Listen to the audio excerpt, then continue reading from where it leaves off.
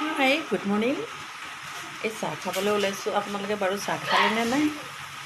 আৰু লগতে বনাই আছোঁ ব্ৰেকফাষ্ট। এয়া হ'ল পনীৰ ভুজিয়া আৰু লগতে আলু পৰঠা বনাবৰ কাৰণে আয়োজন কৰি আছোঁ। আপোনালোকে বাৰু পনীৰ ভুজিয়া এনেকুৱা খাই পাইছেনে?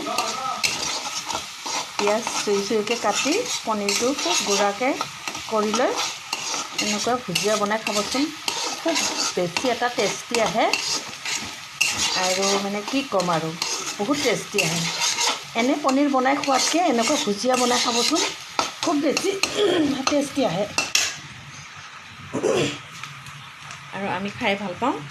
আলু পৰঠাৰ লগত খাম আজি, তাকে আপোনালোককো দেখালোঁ আৰু আপোনালোকেও যাতে তেনেকুৱা বনাই খায়, খুবেই ভাল লাগিব।